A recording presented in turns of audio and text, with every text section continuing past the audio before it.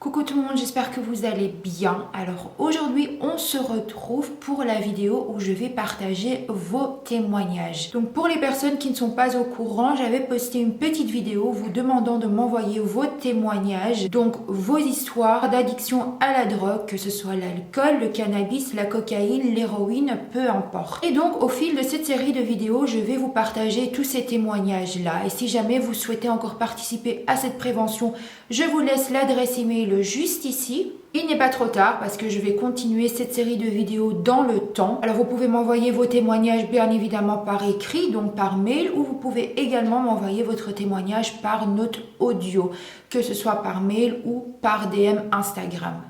Donc ce que je vais faire, c'est vous partager 3 à 4 témoignages en écrit en début de vidéo et je vais terminer la vidéo à chaque fois avec 1 à 3 témoignage en note vocale. Alors pour la vidéo d'aujourd'hui, ce sera un témoignage en note audio puisque le témoignage que je vais vous partager est assez long et je n'ai pas envie de couper l'histoire. Mais pour les prochaines vidéos, il y en aura au moins 2 à 3. Le premier témoignage en écrit vient d'une personne qui commande assez régulièrement mes vidéos. Elle m'a autorisé de donner son pseudo YouTube mais m'a demandé de ne pas donner son prénom. Salut Liana, c'est Lovella5. Alors pour mon histoire d'addiction, la voici. Je suis sortie avec un garçon qui au départ semblait être le prince charmant et puis un jour, après avoir bu 2 ou 3 verres, il m'a proposé un rail de cocaïne que j'ai malheureusement accepté. Je ne suis pas tombée directement dans l'addiction, ça m'a pris plusieurs mois avant de vouloir en prendre de moi-même. Et depuis fin 2020, j'en prends quasiment toutes les semaines, parfois avec lui, parfois sans lui.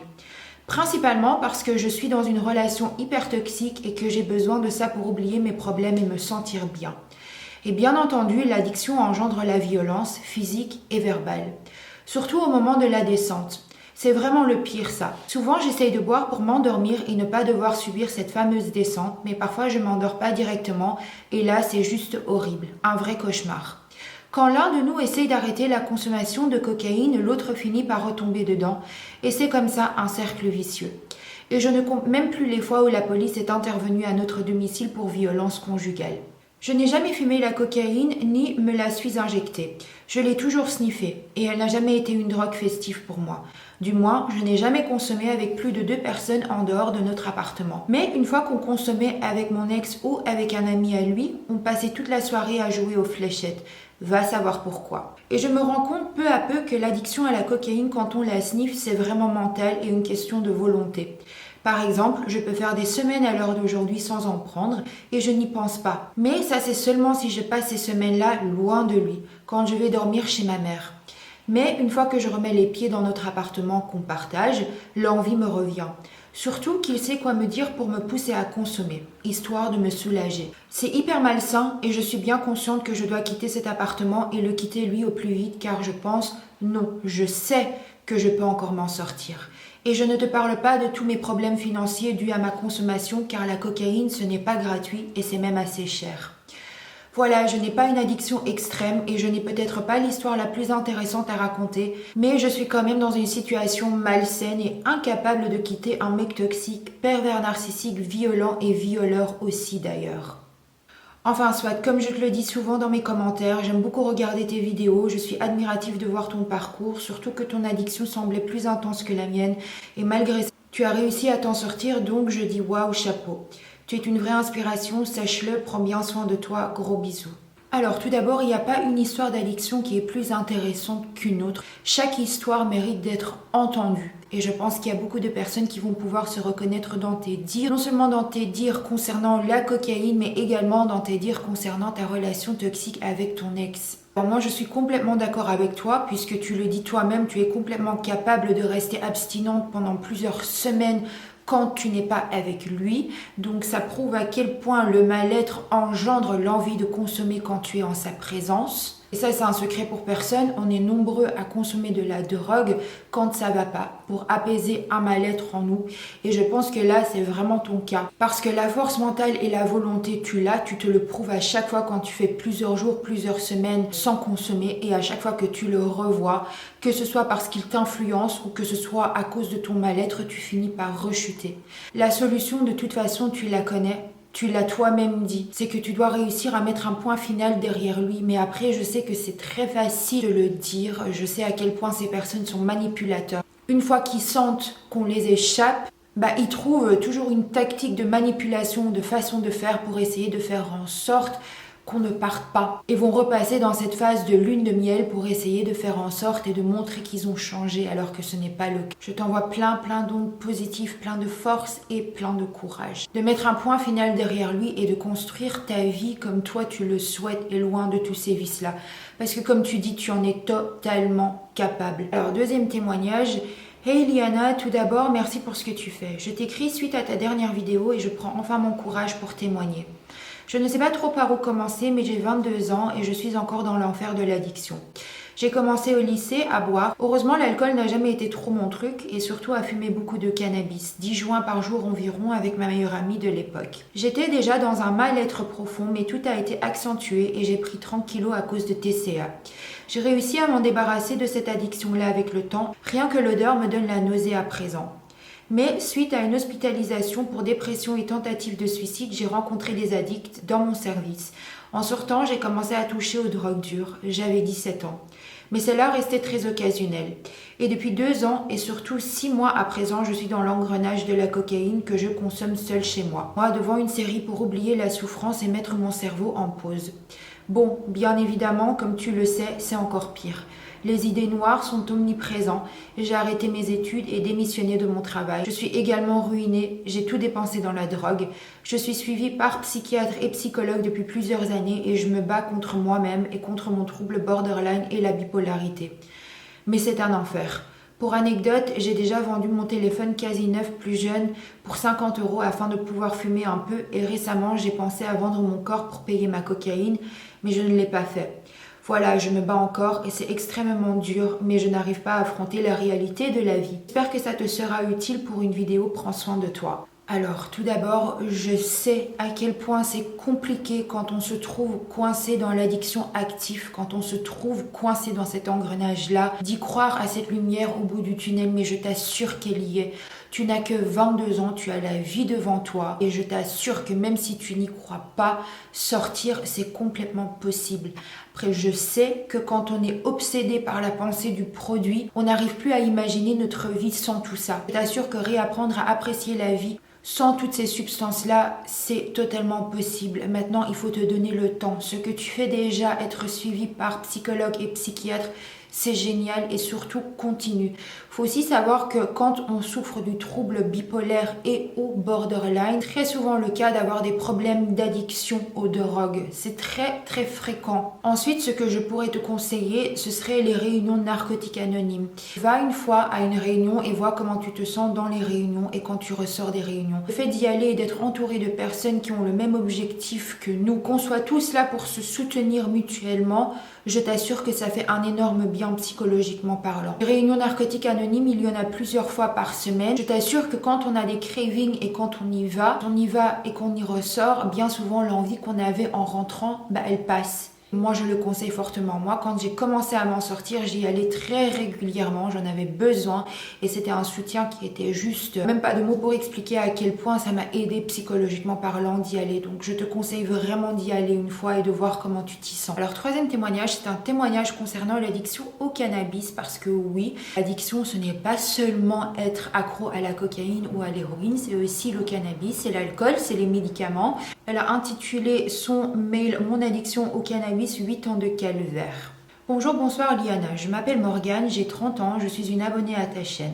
Je vais te raconter mon histoire. J'habite en banlieue de la région Val d'Oise. J'étais consommatrice du cannabis durant 8 années de mes 23 ans à mes 30 ans. J'ai commencé à fumer le cannabis à l'âge de 18-20 ans en 2012 occasionnellement. Je n'étais pas une fumeuse confirmée. Je fumais de temps en temps avec mes amis qui étaient consommateurs. Aucune attache particulière, je sortais de mes études et je vivais de mon inconscience et légèreté dans toute ma vulnérabilité. Et je ne voyais en aucun cas le mal dans le cannabis. Et je ne connaissais rien des actifs ni même qu'une dépendance pourrait s'y installer, d'une naïveté je suis. Le cannabis m'attirait, je l'apercevais comme la drogue des hippies. Je la trouvais cool, de bonnes vibes. Une substance que je recherchais pour me sentir posée entre amis et surtout qui m'évadait. Je n'étais pas du tout attachée à cette drogue, je ne savais même pas rouler, ni même où en acheter. C'était mes amis qui le faisaient à ma place. Ha ha ha, c'est fou. J'ai appris avec les fréquentations. À la suite de mon retour en tant que fille au père, je ne fumais plus depuis un moment. À mon retour, en 2014-2015, je m'étais mise en couple avec mon ex maintenant, Lol, qui fumait depuis des années. C'était forcément le mec idéal avec qui j'aurais pu vivre une vie à la roots, à la hippie. Je devais avoir 23 ans. Il était marginal et j'étais pareil que lui. On s'était trouvés. On ne voyait même pas notre côté immature dans nos délires, c'était normal. On profite de la vie de cette façon-là, on est jeune, de toute façon c'est simple d'arrêter. J'étais convaincue par cette phrase. Il a commencé à me faire fumer un joint de bœuf qui m'avait retourné le cerveau après avoir arrêté. J'avais tellement aimé cette sensation que j'ai continué volontairement. J'aimais l'odeur, le toucher du tabac, même si je ne roulais pas comme une pro, je voulais me sentir libre de l'intérieur en enfermant mon anxiété et mon manque de confiance et d'affection, un besoin d'enfuir ce mal-être en moi sur mes complexes. Ça m'aidait à me retrouver dans la solitude et à réfléchir plus longtemps. Plus le temps passait, plus j'en étais devenue addicte. Je fréquentais avec lui beaucoup de personnes qui étaient du même cercle que nous. On passait des après-midi à fumer, sans les compter les joints. Elles étaient indispensables à toutes nos sorties. On regardait même pas les dépenses, surtout moi, qui étais très peu connaisseuse dans la matière. Je ne savais pas comment il fallait pécho, c'était lui qui s'en chargeait. L'alcool, la bière étaient de partie. Suivant la rupture, j'étais encore plus accro. C'était mon refuge, mon médicament contre mes émotions. La rupture était bien trop difficile à gérer, je me réfugiais dans le cannabis du soir au matin. Je n'avais pas de boulot parce que je n'en trouvais pas. J'avais quelques plans qui me dépannaient. À la suite de ces mois difficiles, j'ai retrouvé un boulot, j'avais une sécurité financière. J'étais chez maman, donc c'était parfait pour se défoncer en secret. J'avais honte d'assumer ma dépendance à ma famille. Au fil des années, les choses ont changé et je les remercie de me comprendre. Parler à ses proches est libérateur quand on se rend compte que le mal est fait. La rupture passée et la confiance installée, je savais comment rouler, quoi choisir, pour combien. J'avais un livreur régulier. Un appel suffisait pour en acheter. Il était très actif et ponctuel. Mon salaire, je le dépensais dans la drogue, clope, feuilles et j'en passe. Un 20 balles me durait une semaine en 2015-2016 et c'était light. Entre 2018 et 2022, j'ai consommé comme une malade jusqu'à tard le soir. J'étais entrée dans une nouvelle relation. Lui avait arrêté de fumer et il a repris son boulot de son bon vouloir sans mon influence parce que déjà pour moi c'était trop de fumer. C'était une corvée, une punition.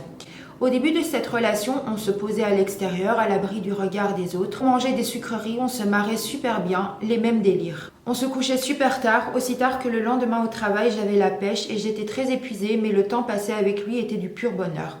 Je l'aimais, j'étais amoureuse et prête à tout pour passer du temps avec lui, même si on travaillait le lendemain, on s'en foutait. Je te raconte même pas la consommation. Elle avait doublé sans m'en rendre compte, aussi pire que ma relation précédente. J'étais dans mon élément, ma bulle, lui et moi et le shit. C'était un rituel quotidien, une habitude plaisante. On allait se rendre dans un four ou bien il pouvait se rendre dans d'autres plans dans les environs. C'était un nouvel apprentissage pour moi, étant donné que j'avais perdu contact avec mon ancien livreur. J'allais moi-même en acheter au four après mon boulot. Une fois la confiance établie et mon besoin de shit, plus rien ne m'arrêtait, pas même ma banque.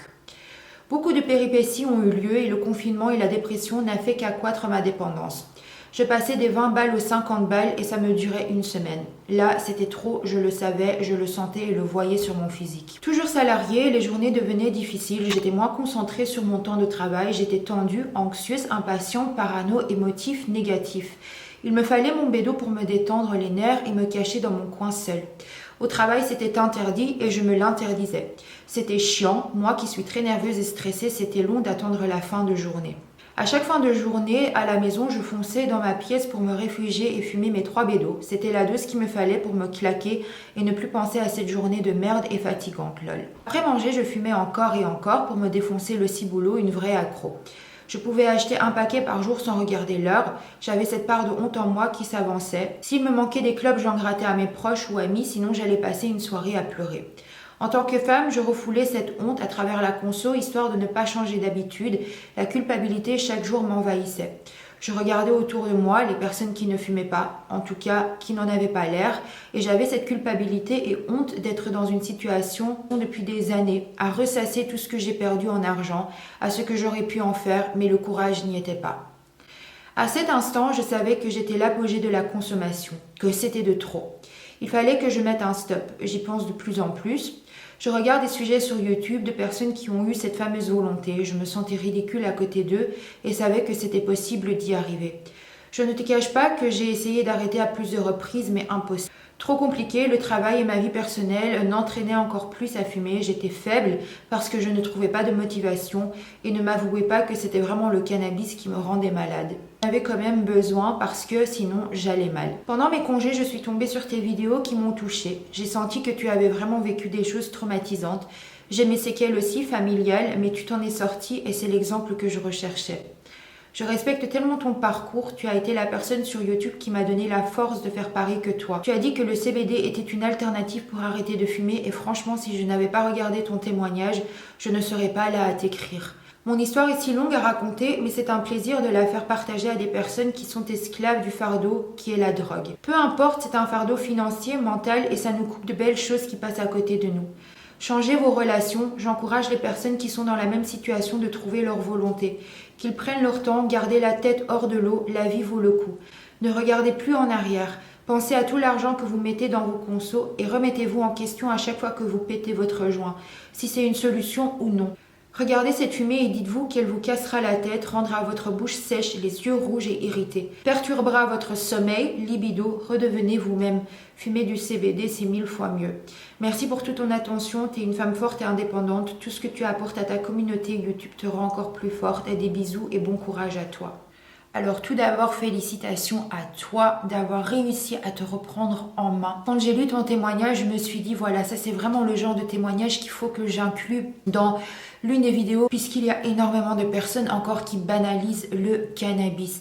Alors attention, les personnes qui arrivent à se contrôler et à fumer un petit joint ou deux de temps en temps, comme les personnes qui arrivent à se contrôler avec l'alcool et qui vont juste boire 1 ou 2 verres d'alcool de temps en temps sans tomber dans une addiction, c'est autre chose. Le cannabis, ce n'est pas seulement ça. Le cannabis, c'est aussi des histoires comme celle à Morgane.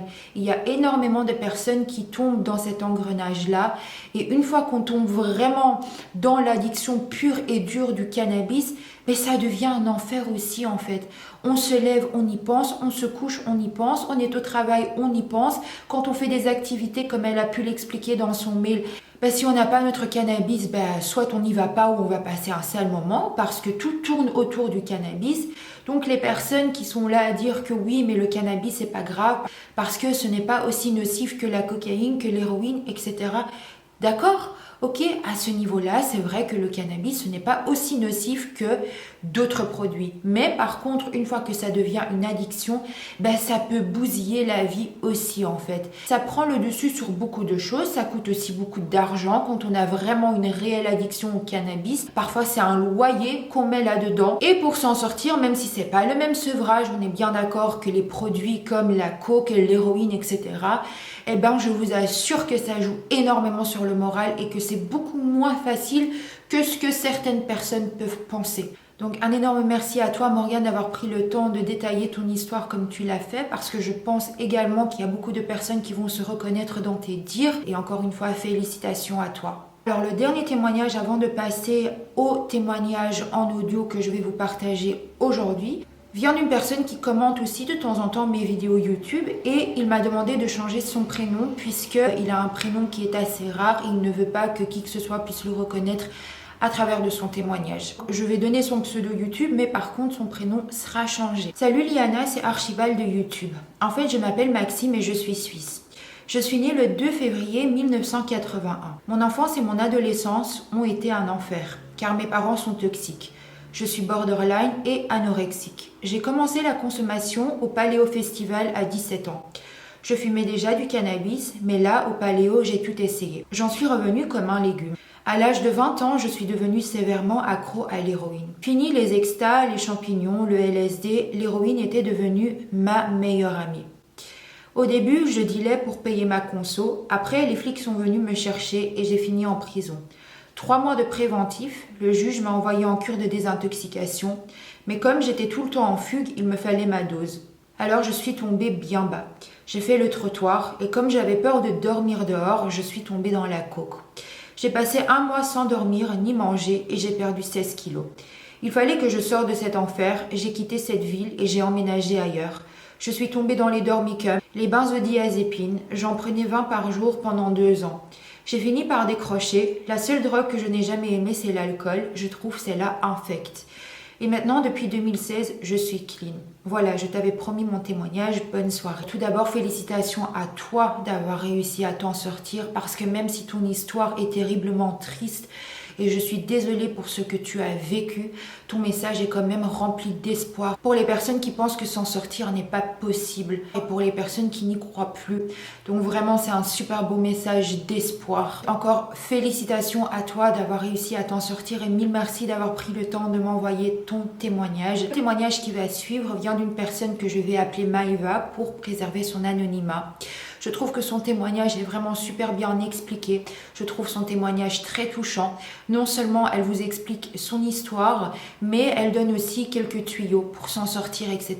Je trouve que son histoire va vraiment servir à cette prévention. Je pense qu'il y a beaucoup de personnes qui vont pouvoir se reconnaître dans ses dires. Donc voici son témoignage. Je pense que c'est bien juste d'expliquer comment est-ce que j'ai été exposée à toutes ces substances. Donc j'ai commencé à fumer du cannabis quand j'avais 16 ans au lycée avec mes amis, comme beaucoup de jeunes.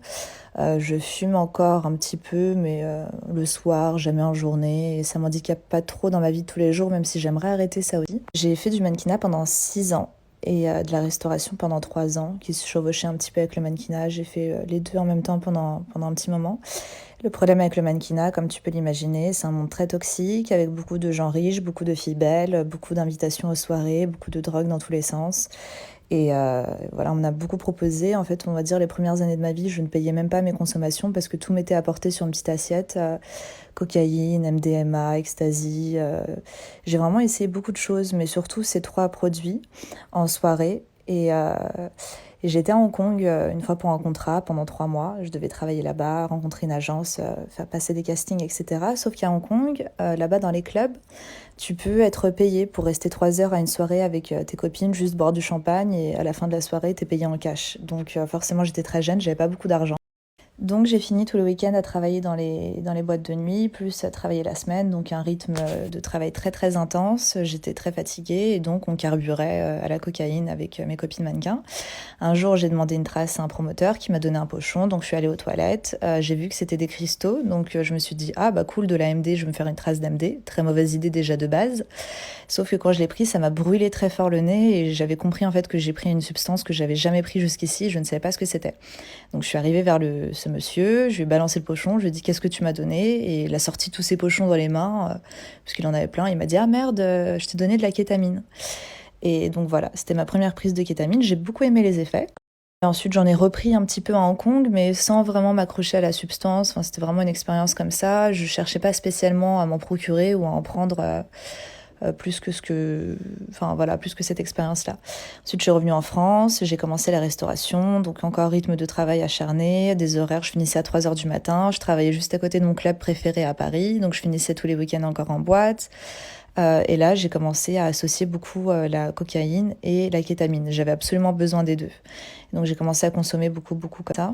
À la restauration, j'étais chef hôtesse et il y avait une hôtesse qui travaillait avec moi qui faisait des extras et son copain était dealer, donc il vendait énormément de kétamine. Et elle me l'offrait au début. Elle me donnait des pochons de 3 grammes en me disant tiens, pour t'amuser, tiens, prends. Enfin, en gros, vraiment, elle me faisait tout le temps un cadeau. Je passais mes soirées défoncées au travail avec elle et elle m'en procurait énormément. Sauf qu'après, elle a arrêté de travailler là-bas, mais elle m'a quand même laissé le numéro de son copain, si besoin. Comme ça, j'avais un contact pour continuer à en acheter. Et c'est là que j'ai commencé à acheter toute seule. Donc au début, c'était festif. J'en prenais un peu en boîte, il m'en restait le lendemain. J'utilisais vraiment ça que soit en fin de service, soit pendant mes soirées. Et petit à petit, j'ai commencé à en prendre à 18h, à 17h, à 16h, avant d'aller au travail. Et c'est là que ça a commencé à dégénérer. Ça a commencé à dégénérer aussi parce qu'à ce moment-là, j'étais en rupture avec mon ex et que j'ai des troubles de l'attachement, comme beaucoup de personnes.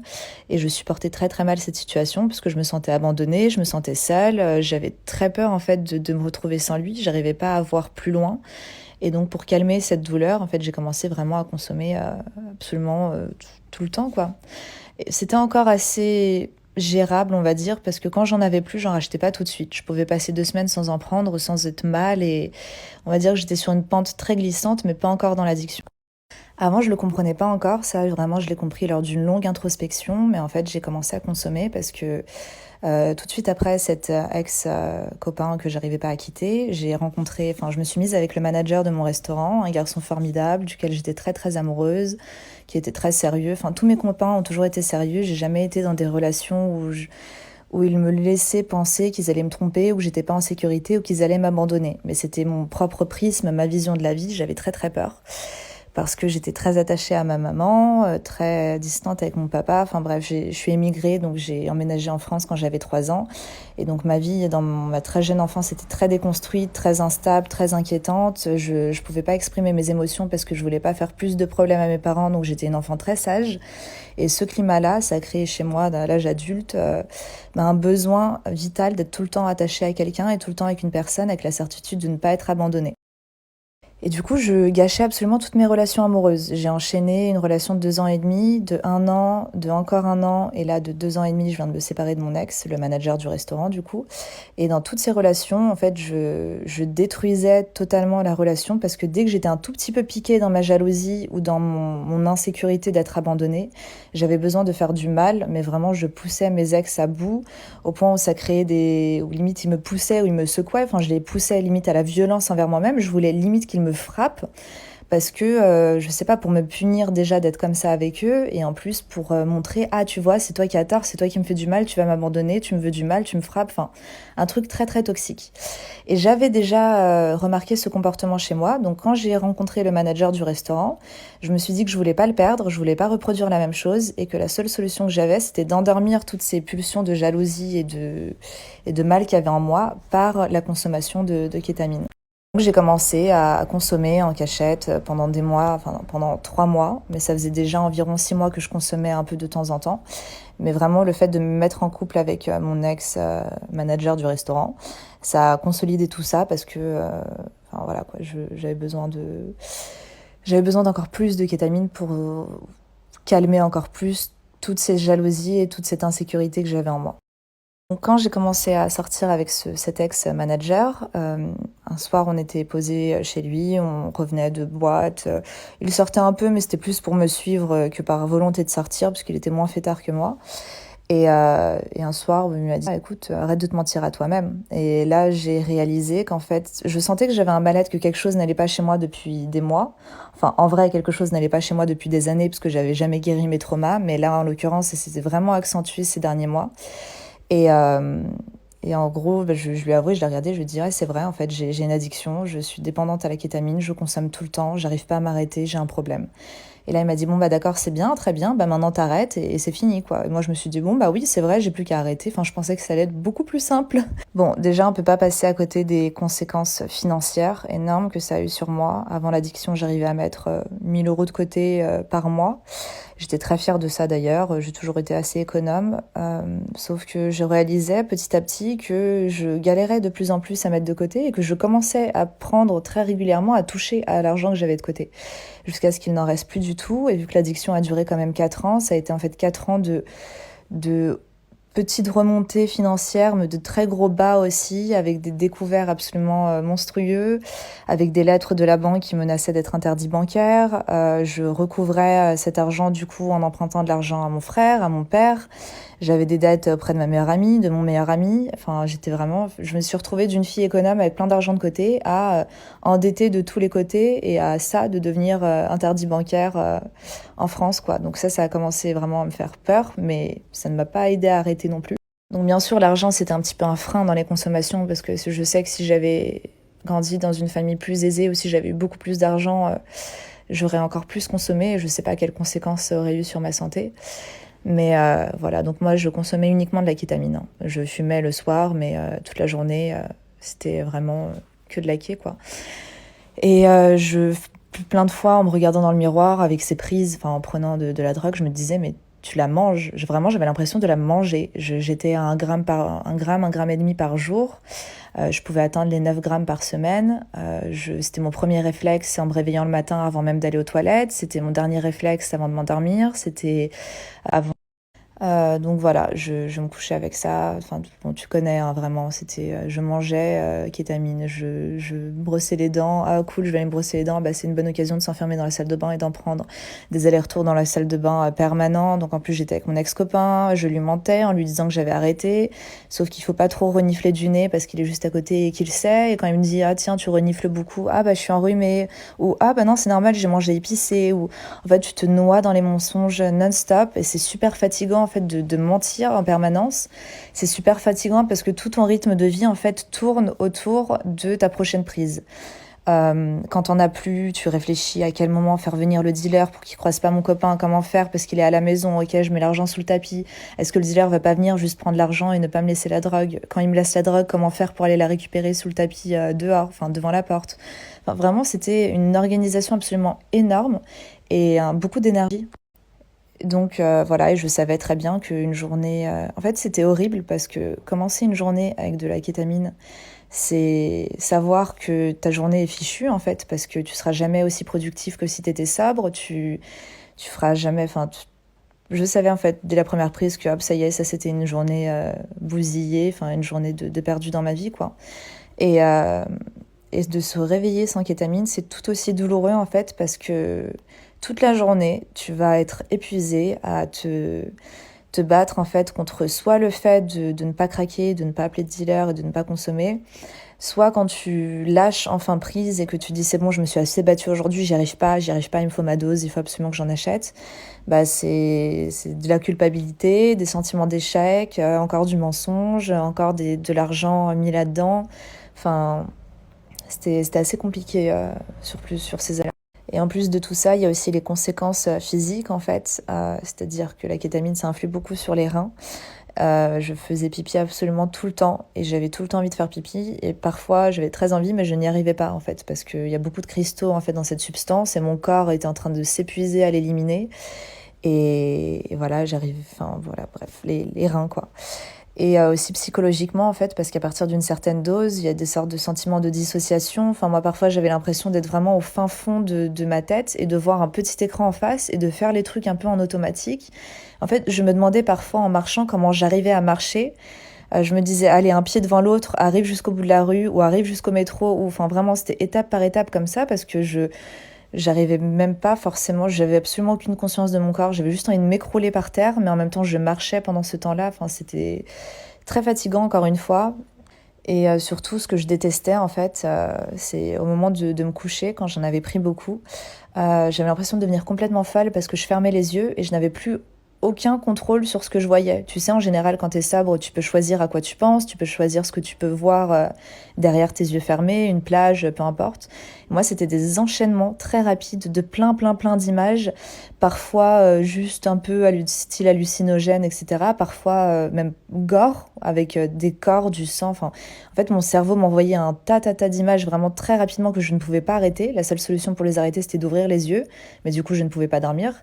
Et en parallèle de toutes ces images que je voyais non-stop de mon cerveau qui délirait, j'avais des sons, j'entendais des gens hurler, j'entendais des bruits, enfin, je me sentais vraiment à la limite de devenir schizophrène le soir en m'endormant. Bon, bien sûr, quand je me couchais sobre, tous ces effets, enfin, j'avais pas de conséquences, enfin, ça ne m'arrivait jamais quand j'étais sobre, mais vraiment, ça, c'est un truc qui va commencer à m'alarmer, en fait, de pas réussir à dormir. Bon, ça m'a permis de me connaître un petit peu mieux et de réaliser quelque chose sur moi. C'est que je n'abandonne pas, on va dire, j'en ai fait une bataille personnelle vraiment de cette addiction. Je me suis dit que j'avais pas le droit de me tuer. Enfin, je pensais beaucoup au suicide quand j'étais vraiment au fond, parce que les conséquences aussi de beaucoup de kétamine, ça te rend dépressif. Donc j'oscillais entre les phases d'extase et de bonheur parce que je consommais, et en même temps, dès que je commençais à trop consommer, j'étais complètement dépressive, limite suicidaire, à me scarifier les bras avant de mourir. Donc je me suis dit que je n'allais pas mourir, c'était hors de question. Et là, je me suis vraiment des plans sur des plans sur des plans, etc. C'était tout le temps, je trouvais quelque chose, je me disais, ok, j'essaye ça. Arrêter en fait d'essayer de nouvelles choses jusqu'à trouver un peu des choses auxquelles me raccrocher. Au début, j'en ai parlé à ma mère, ce qui a été dur pour elle à entendre. Enfin, c'est jamais drôle d'entendre que ton enfant a une addiction aux drogues. Plus tard, j'en ai même parlé à mon père. Donc, avec mon père, on a une relation un petit peu plus compliquée. Enfin, on est plus distants, mais il a été aussi d'une grande compréhension et d'une grande aide. Enfin, en tout cas, d'un grand soutien émotionnel. Je pense que la première étape, c'est déjà de vraiment avoir envie de s'en sortir. Deuxièmement, c'est de mobiliser son entourage en parlant à tout le monde de son problème sans avoir honte. Enfin, en tout cas, aux personnes en qui on a confiance, évidemment. Donc moi, j'avais prévenu tous mes amis proches, j'avais prévenu ma famille. Ensuite, j'ai essayé une première addictologue qui ne m'aidait pas énormément. J'ai essayé une première psy avant ça même qui m'avait conseillé de consulter une addictologue. Ensuite, j'ai essayé des traitements un petit peu plus alternatifs comme des nettoyages énergétiques, de la sophrologie, des choses plus profondes qui m'ont surtout en fait pas aidé à sortir de l'addiction, mais qui m'ont aidé à régler ces traumatismes, à avancer par rapport à mes troubles de l'attachement, à mieux me comprendre, à comprendre pourquoi j'en suis arrivée là, à vraiment me libérer en fait de tout ce passé qui me poussait à consommer. Je pense que c'est ultra important en fait dans la guérison de faire ce travail pour se réconcilier avec son passé, même si on est encore dans les consommations, mais utiliser vraiment ces petits rares moments où on est sobre pour faire cette introspection, pour se comprendre, pour pardonner et pour aller de l'avant en fait et guérir un petit peu tout ce qu'on a sur le cœur, même si on n'arrive pas encore à décrocher des substances. Donc c'est ce que j'ai fait au maximum. Ensuite, je travaillais dans la restauration comme je t'ai dit, et là il a fallu que je quitte mon travail parce qu'en fait je faisais énormément de pourboires là-bas. Et qui dit pourboire dit énormément d'argent liquide entre mes mains.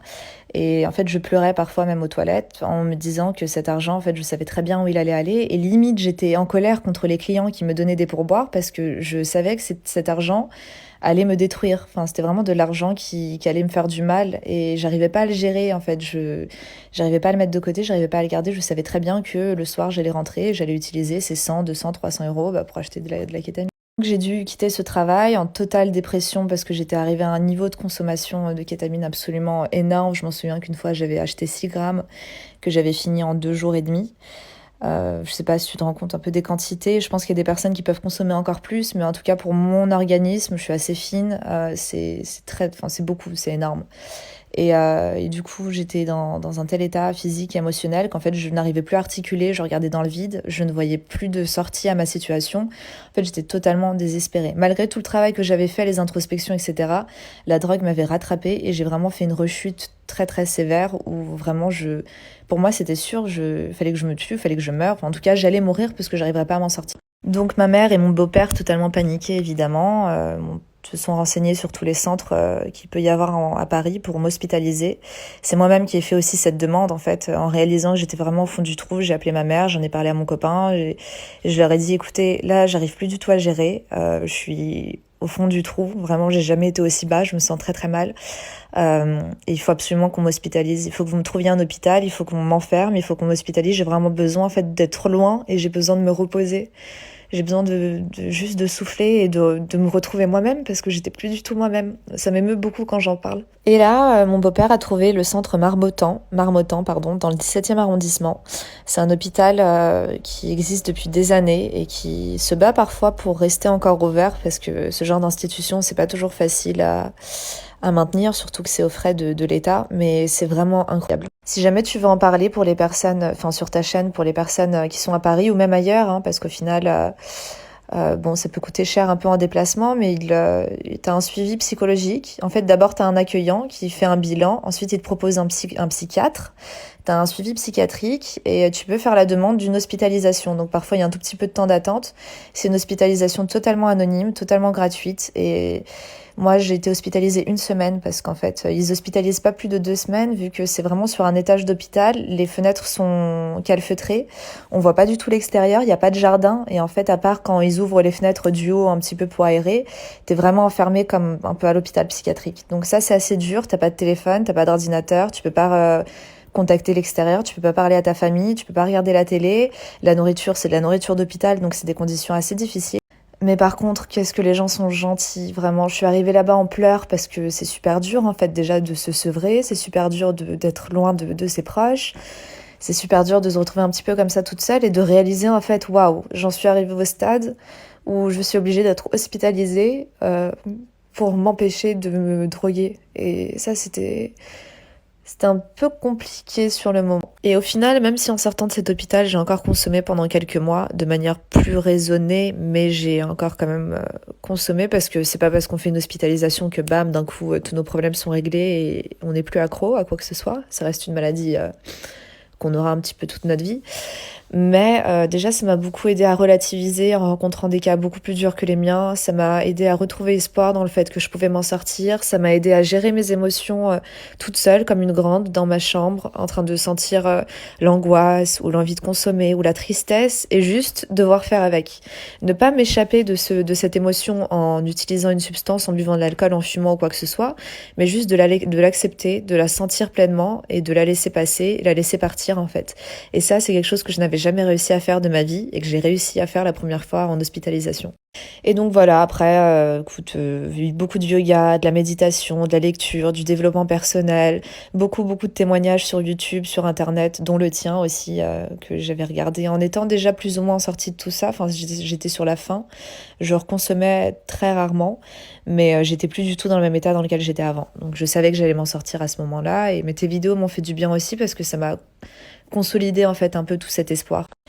Et voilà, aujourd'hui, je lis beaucoup, j'entame une formation de naturopathe, j'ai envie d'aider les gens, j'ai envie d'étudier la médecine ayurvédique, tous les moyens un petit peu alternatifs pour aider les personnes dans leur guérison, donner de bons conseils, être un soutien, être aussi un témoignage, une expérience et d'utiliser en fait toute cette expérience comme une force. Pour moi-même, pour le futur de ma vie et aussi pour potentiellement des personnes qui auraient besoin de se retrouver dans des témoignages et dans des histoires de vie un petit peu comme ce que tu fais. Et au final, je trouve que le plus beau dans tout ça, c'est que autant pendant les premières années de mon addiction, j'ai vraiment vu ça comme une injustice, je me plaçais beaucoup en tant que victime dans tout ça. Et plus le temps passait, plus je voyais toute cette introspection que je faisais sur moi, j'apprenais à me connaître, plus j'avançais, plus je m'épanouissais, en fait, tout le travail que j'ai fait pour m'en sortir m'a été bénéfique, mais au-delà de l'arrêt de la drogue. En fait, au début, comme je t'ai dit, je me plaçais en tant que victime. Et là, aujourd'hui, je trouve que c'est une chance, ce qui m'est arrivé. C'est un peu bizarre à dire, mais je suis très reconnaissante d'avoir eu cette addiction et de l'avoir et de devoir encore aujourd'hui lutter de temps en temps. Reconnaissante parce que sans cette addiction, j'aurais jamais fait tout ce travail. Peut-être que je l'aurais fait un jour, mais dans beaucoup plus longtemps. J'aurais perdu beaucoup plus de temps à faire des métiers qui ne me correspondent pas. J'aurais perdu plus de temps à fréquenter des personnes en boîte de nuit qui ne me correspondent pas. Parce que oui, évidemment, je me suis coupée de tout ce milieu de la nuit, de tous les gens que je fréquentais. En fait, j'ai énormément restreint mon cercle. Il doit me rester juste ma meilleure amie, 2, 3 copines et ma famille. Et tout le reste, alors qu'avant j'avais une vie sociale très très riche, tout le reste, c'est fini. Je leur parle plus. Enfin bref, c'est vraiment mon passé en fait. Je fréquente plus du tout les mêmes endroits. Je fais de longues balades dans la nature qui me font beaucoup de bien. En fait, j'ai réappris à apprécier toutes les petites choses qui sont du plaisir immédiat, moins intense que la drogue, mais tout aussi plaisant et même meilleur au final parce que c'est sain et que c'est beau et que... Enfin, je sais pas, je suis très reconnaissante en fait de ce parcours et de ce que j'ai vécu. Donc au final, je trouve que c'est vraiment une bénédiction d'avoir eu cette addiction parce que ça m'a poussée à apprendre à me connaître, ça m'a poussée à ne pas abandonner, ça m'a poussée à montrer, en fait, à faire ressortir de moi une force que j'ignorais. Beaucoup aussi de résilience et beaucoup de ressources aussi parce qu'au final quand tu es dans une situation très inconfortable où t'es pas bien, tu cherches forcément à te sentir mieux et vu que la drogue ne m'aidait pas au final à me sentir mieux, bah, j'ai trouvé plein d'autres moyens alternatifs de me faire du bien et d'aller bien en fait. Et je faisais, genre au début, là je me suis calmée un petit peu, mais j'étais vraiment à 7-8 heures de yoga par semaine, beaucoup de méditation. Enfin, c'est des petites habitudes que j'aurais jamais faites en fait au final si je n'étais pas aussi mal. Et donc je trouve qu'au final c'est pour le mieux parce que ça m'a permis de trouver ma voie professionnelle, ça m'a permis de trouver des projets, des aspirations en fait, je me sens tellement plus épanouie aujourd'hui qu'avant d'avoir été toxicomane. Donc voilà, je pense que vous allez être d'accord avec moi après avoir écouté son témoignage que son histoire est super touchante. L'hôpital qu'elle a pu mentionner, je vais vous laisser les coordonnées dans la barre d'infos si jamais ça peut vous intéresser. Et encore un énorme merci à toi d'avoir pris le temps de partager ton histoire avec les personnes qui visionnent cette vidéo. Et pour ce que tu as pu dire dans ton témoignage que tu vois ça un peu comme une chance d'avoir eu ces problèmes d'addiction, etc. Je pense que c'est quelque chose que les personnes qui n'ont jamais vécu l'addiction vont avoir du mal à comprendre, je pense, mais je suis un peu du même avis que toi. C'est-à-dire qu'aujourd'hui, retourner en arrière et changer ce que j'ai vécu, je ne le ferai pas. Parce que déjà, de 1, mon vécu fait de moi qui je suis aujourd'hui. Et de 2, tout comme toi, ça m'a appris à vraiment me découvrir, à apprendre énormément de choses sur moi que j'aurais sûrement pas appris si je n'aurais pas vécu la vie que j'ai vécue en fait.